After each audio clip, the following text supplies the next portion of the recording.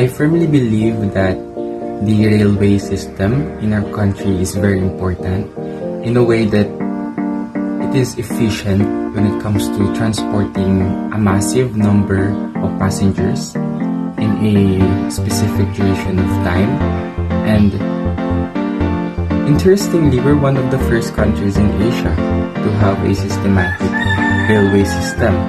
And so the modernization of this kind of transportation should be really done so that we can preserve and nurture its importance and to further solve the crisis of transportation that we are having here in our country. So what is the importance of railways in the Philippines? First, we all know naman na yung railways is the most efficient and most economical na ways of transportation, hindi lang dito sa Pilipinas, kundi worldwide. And yung mga trains, they move cargo and passengers on a daily basis and on time sila. Sobrang bilis nila kumilos and it happened on a daily basis.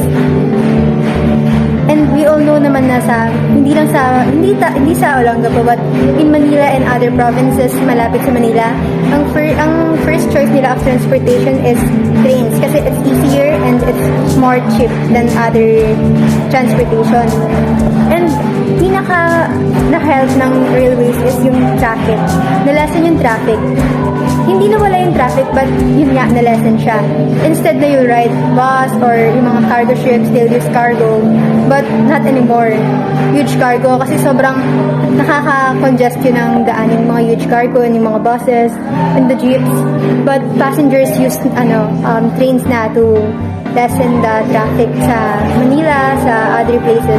What is the importance of railway in the Philippines? Railway is a track on which the train moves. Railway is a big help in the Philippines when it comes to transportation. It transports people, cargo, goods quickly and on time with the use of what we call rail transport or train transportation. Without the railway, train transportation is impossible. It is important since Philippines is one of the most populated country in the world, and because of that, we are lack of transportation and road to be used, especially in Manila, that they experience big and worse traffic. But because of railway and train transportation, it may lessen the traffic and they can use it as their mode of transportation.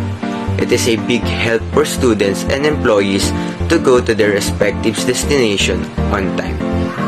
Hi, good day to each and everyone. So the question is, how this kind of transportation helps our tourism, which is train. When it comes to this kind of transportation, mas mapapabilis kasi tayo makapunta sa destination natin, especially mga workers from south papuntang north, like from FPI Taguig, which is south, papunta kang north, which is Santa Mesa or QC. Mas mapapadali ka talaga. Ang disadvantage lang talaga nito is pipila ka ng napakatagal, or let's say 1 to 1 hour or 1.5 hour ang pila mo. Pero kasi when it comes to this, ang advantage nito is hindi na traffic. Kumbaga, hindi ka nadadaan-daan sa kung saan-saan, which is EDSA, or kung saan-saan mga roads na napaka-traffic.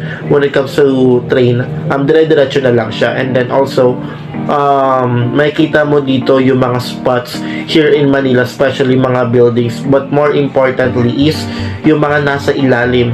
Yun yung kagandahan kapag sumasakay ka ng train. Makikita mo yung different perspective ng isang tao. Kung true ups, makikita mo napakaganda. Pero kapag tumingin ka sa ilalim or sa baba, makikita mo yung poverty, which is makakapag-enlighten sa isipan nating lahat. Yun lang. Thank you. There's a lot of importance in this kind of transportation, which is train for the people and economy.